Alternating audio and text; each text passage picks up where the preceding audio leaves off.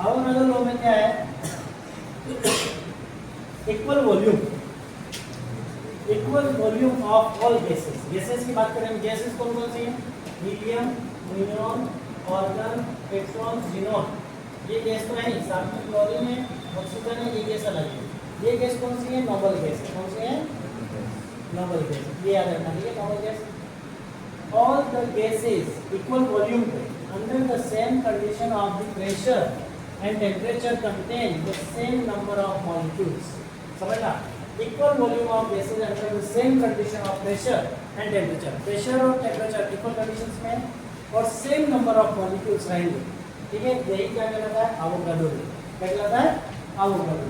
अब standard temperature की बात कर रहा है। 1 mole of gas will occupy 22.4 litre and will contain 6.0 to 10 की पावर 23। क्या अवोगाड्रो नंबर है, क्या ये अवोगाड्रो नंबर बोलते हैं इसको। मतलब 1 मोल किसके बराबर होगा, 1 मोल इसके बराबर होगा, इसके बराबर होगा 1 मोल 6.022 मल्टीप्लाई 10 की पावर 2। ये कह रहा है कि 1 मोल इसके बराबर है, particle of any gas will occupy 22.4 litre. ये कह रहा है कि 1 litre hydrogen gas normal temperature and pressure, 1 litre of oxygen gas normal temperature and pressure, 1 litre of chlorine gas normal temperature and pressure, वो क्या कह रहा है, कांस्टेंट रहेगा। क्या रहेगा, कांस्टेंट रहेगा। ऐसे 1 मोल दिख रहा है बराबर क्वांटिटी, 1 मोल हाइड्रोजन की भी यही है, 1 मोल ऑक्सीजन का भी यही है, 1 मोल क्लोरीन गैस की भी क्वांटिटी यही नजर आ रही है, नॉर्मल टेम्परेचर। ठीक है, मतलब किसके बराबर होगा, तो हम कहेंगे 1 मोल हाइड्रोजन हो या ऑक्सीजन हो या नाइट्रोजन हो, इसके इक्वल है 0.22 10 की पावर 23। इसको अवोगाड्रो नंबर भी कहा जाता है। ऐसे क्या रहेगा, ये क्या था हमारा अवोगाड्रो लॉ है, क्या था, केमिकल कॉम्बिनेशन का चौथा। ठीक है, केमिकल कॉम्बिनेशन मतलब जब भी एटम और मॉलिक्यूल्स कंबाइन होते हैं तो किस तरह से कंबाइन होता है उसके बारे में बता रहा है। ठीक है, तो उसमें मॉलिक्यूल और एटम कंबाइन हो रहे हैं तो उसमें जो वॉल्यूम है वो हमेशा क्या रहेगा, कांस्टेंट रहेगा। ठीक है, याद रहेगा 1 वॉल्यूम 1 लीटर दिख रहा है सेम। अब बात करें कांस्टेंट प्रोपोर्शंस में, आप बात कर रहे हैं हम गैस से फिफ्थ लो, केमिकल कॉम्बिनेशन का कौन सा लॉ है, फिफ्थ लो, ये उससे क्यों बोलते हैं, क्या बोलते हैं, गेल उससे क्या कह रहा है,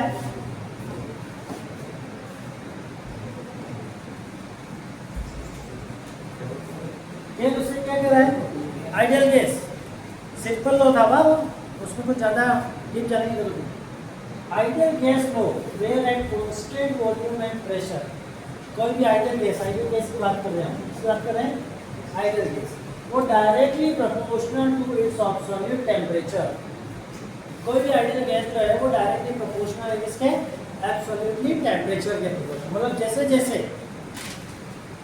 जैसे प्रेशर जो है आइडियल गैस का बढ़ेगा, टेम्परेचर बढ़ेगा, वैसे वैसे प्रेशर भी बढ़ेगा। मतलब सिंपल वर्ड में जैसे P प्रोपोर्शनल T, इसका गैस का प्रेशर बात करें, किसकी प्रेशर की बात करें हम, गैस। जैसे सिंपल वर्ड है, आपने प्रेशर कुकर देखा है, आप उसमें चावल दाल पकाते हो, रोज देखते हो आप, तो जब भी उसमें आप टेम्परेचर बढ़ाते हो तो कुकर का प्रेशर भी बढ़ जाता है।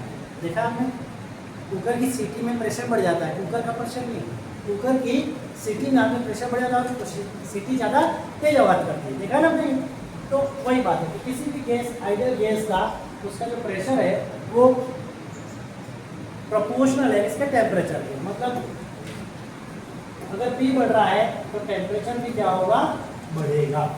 क्या होगा, बढ़ेगा। याद हो जाएगा, सिंपल है। ये किसने कहा था,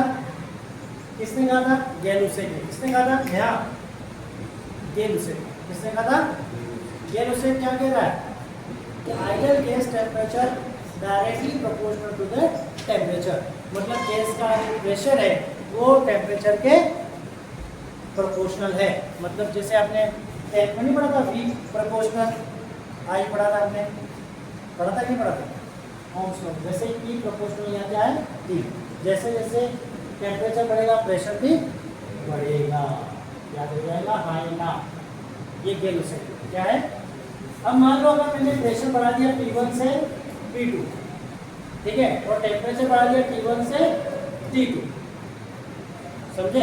इसके बारे में और डिटेल में पढ़ोगे आप, आइडिया हमारा gas chapter state of metal वाला चैप्टर है, फिर चैप्टर 11 में उसमें पढ़ोगे आप।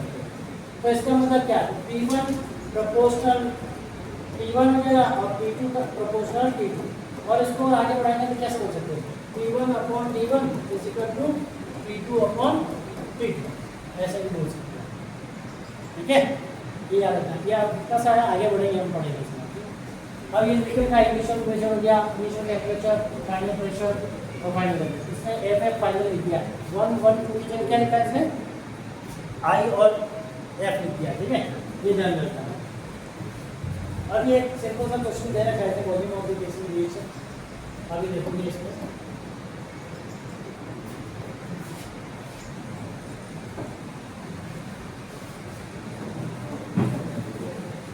देखो, the volume of gases taking part in chemical reaction so simple whole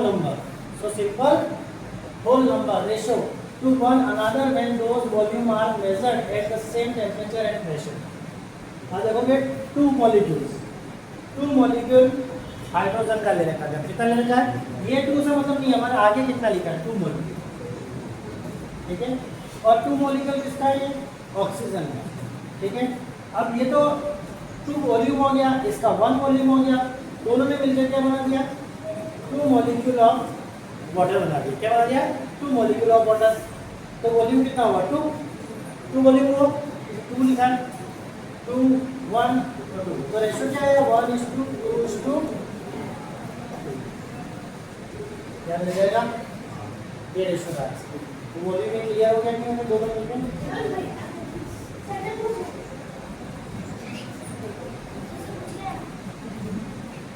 अब मोल का शब्द पढ़ते हैं, क्या पढ़ते हैं, मोल।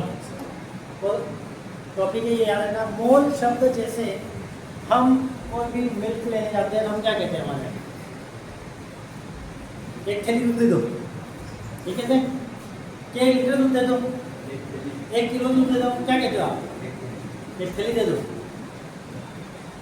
और वो जेन्युइन भाषा नहीं है, आप बोलते होंगे लीटर, आधा लीटर, 1 लीटर, 2 लीटर, ऐसे बोलते हैं। तो यहाँ पर केमिस्ट्री में भी किसी भी मैटर को मेजर करने के लिए, केमिस्ट्री में किसी भी मैटर को मेजर करने के लिए हम क्या यूज करते हैं, मोल शब्द का यूज करते हैं। क्या शब्द का यूज करते हैं, मोल। और मोल क्या है, it is the amount of substance that contain as many elementary entities as there are atom in exactly 12 gram of carbon 12। ये क्या कह रहा है कि the amount of substance that contain, the amount of substance, उस substance का amount that contain as many elementary entities as they are atom in exactly 12 gram of carbon. ये कह रहा है कि 1 मोल तो इसके बराबर हो रहा है, हमारे दिमाग में क्लियर है कि 1 मोल इस इक्वल टू क्या होगा, 6.02 10 की पावर 23 पार्टिकल्स। मान लो सब्सटेंस है, एलिमेंट, एटम है, उसका छोटा पार्टिकल हो गया, ठीक है, वो कंपाउंड, मॉलिक्यूल। आगे बढ़ोगे आप, जैसे एलिमेंट क्या ले लिया हमने, सोडियम, क्या ले लिया, सोडियम, और 1 मोल सबसे छोटी क्वांटिटी 23 यूनिफाइड, इसको ग्राम में ऐसे लिखेंगे, ठीक है, और 1 मोल इसके बराबर होगा। मतलब ये कह रहा है कि 1 मोल किसके बराबर है, देखना, 1 मोल 23 यूनिफाइड के बराबर है, इक्वल है, और 23 यूनिफाइड और 1 मोल किसके इक्वल है, 23 ग्राम। और ये दोनों, इससे छोटी क्वांटिटी ये, इससे छोटी क्वांटिटी ये, ठीक है। अब ये दोनों किसके बराबर हैं, 6.0, ये तीनों बराबर, ये आ सकता है 1 मोल बराबर, हाँ, ये पूछा जाता है तो 1 मोल बराबर कितने बराबर, ठीक है। मैं ये पूछे 1 मोल ऑक्सीजन कितना होगा बताओ, और मैं ये पूछूं 1 मोल ऑक्सीजन कितना होगा बताओ, ये दोनों अलग अलग। मोल निकालने का कंसेप्ट हालांकि तुम्हारे सिलेबस में कटा है, पर अच्छा टॉपिक है, क्योंकि नीट में तो आता है इस तरह का कंटेंट, ठीक है। अभी देखोगे आप, यहाँ पे समझोगे, ये जो कंपाउंड में आ गया, इस कंपाउंड H2 है, 1 mole 18 gram, 18 unified, same to same example है, डिफरेंट। और इसी को कैलकुलेशन में समझेंगे। समझोगे कैलकुलेशन देखो कॉल कर सकते हैं। आवाज है, मुझे आवाज नहीं आनी चाहिए। अगर मोल्स दे रखे हैं, मोल्स से हमको मास में जाना है, किसमें जाना है? मोल से मास में जाना है। तो हमारा फॉर्मूला क्या है? जैसे सुन लेना मेरी बात को ध्यान से। Moles is equal to n into n, ये हमारा फॉर्मूला अलग से लिखना चाहिए, फॉर्मूला अलग से लिखना, ठीक है। अगर मान लो मेरे को मास से मोल में जाना, मतलब गिवन मास है, तो मास इज इक्वल टू क्या हो जाएगा? Small m upon capital M। Capital M मतलब मोलर मास की बात करेगा, स्मॉल m मतलब गिवन मास की बात करेगा, ठीक है। तो दूसरा फॉर्मूला हो गया, फॉर्मूला लिख के रखना प्लान एक साथ। दूसरा, अगर मुझे मोल से वॉल्यूम निकालना, अगर मोल्स निकालना है मुझे और उससे क्या निकालना है? वॉल्यूम, तो मैं क्या करूँगा? n इंटू v, मतलब given number of mole in question into volume से मल्टीप्लाई करूँगा, ठीक है। याद रह जाएगा, है ना, है ना। और इसी तरह से वॉल्यूम का मैं मोल्स में जाना है, वॉल्यूम से किसमें जाना है? मोल्स में। तो यहाँ पे वॉल्यूम लिखूंगा मैं और उसको क्या करूँगा? Small v upon capital V। हालांकि ये क्वेश्चन बहुत कम आता है, ये सबसे इंपॉर्टेंट है, ये इंपॉर्टेंट और ये। इसके बाद मोल से मेरे को पार्टिकल में जाना है, किसमें जाना है? मोल से। तो ये mole is equal to n into जो गिवन नंबर होगा वो। अब सर समझ लो, ये क्वेश्चन तो मैं 9th में सीखा होगा थोड़ा, पर कर क्या था सब कोरोना स्टाइल है, कोरोना वाला। अगर पार्टिकल दे रखा तो 12.8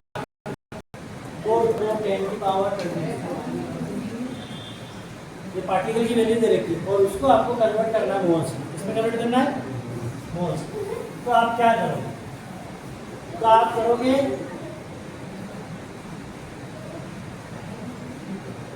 नंबर ऑफ पार्टिकल्स, क्या दे रखा है?